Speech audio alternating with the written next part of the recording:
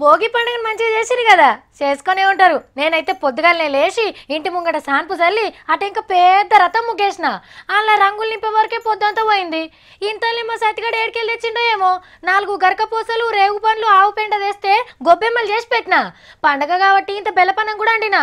ఇక టైం అవుతుందని దబ్బ ఆఫీస్కి వచ్చిన. పొద్దుగాలనే లేచి మేము కూడా పెద్ద మతానికి పోతున్నాం. కమ్మటి వంటలు వండి పెడుతున్నది.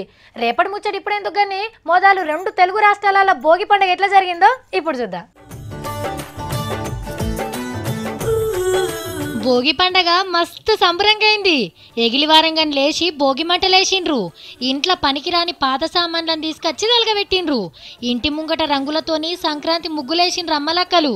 మంచిగా గొబ్బెమ్మలు చేసి రేగువన్లు పెట్టిండ్రు. ఇంట్లో బెల్లంబు వండుకొని దేవుళ్ళకి ఎక్కిచ్చిర్రు. మరి ఆంధ్రాల ఇదే పెద్ద పండగనాయే. చంద్రన్న చూడుండ్రి, చిన్న పిల్లగాని లెక్క షిర్రగొని ఎట్లా ఆడిండో. వెనకకు జరుగుండ్రయ్యా, ఆయన కట్టి దాకగల రైట్ ఇక ఆడసారు. అరే మిస్ అయిందిరా. మల అది అర్రే ఏహే అయితలేదు పో సార్తోని. ఒక్కటన్నా కొట్టు సారు. వరేవా పతంగెక్కిస్తుండు. ఏది పతంగ ఏడున్నది? ఓ బొంగరం చూస్తుండు.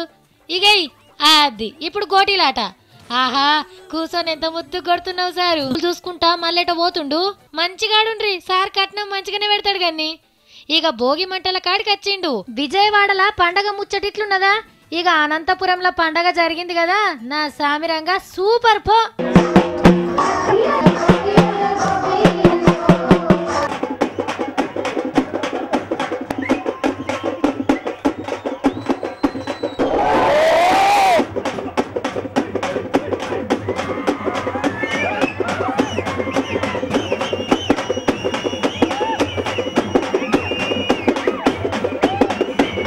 వద్దంటూకుంటారా? కోనసీమ కొబ్బరి తోటలల్లా కోళ్ళ పందాలు జోరుగానే నడిచినాయి. ఆడోళ్ళంతా పండగ మురిపెంలు ఉంటే మనోళ్ళు పందాల బీజీలున్నారు. రేపు ఎల్లుండి ఇంకింత జోరుంటది. ఎన్ని కోట్ల రూపాయల పందేలు నడుస్తాయో ఏమో. ఇక మన పట్నంలా దత్తన్న జోరుగా పతంగులు ఎగిరేసిండు. వరేవా మోడీ పతంగే. ఏయ్ గుంజు డీలీడు సారు. అద్దాలు పెట్టిండు మంచి కనబడాలి అని. సినిమాల మంత్రి సీనన్న కూడా జోరుగానే ఎగిరేసిండు. ఇక శిల్పారామంలా సంక్రాంతి సంబరాలు మస్తు సంబరంగా అయినాయి. ఒగ్గుడోలు దెబ్బ, గంగిరెద్దుల ఆటలు, హరిదాసుల కీర్తనలు నడిచినాయి.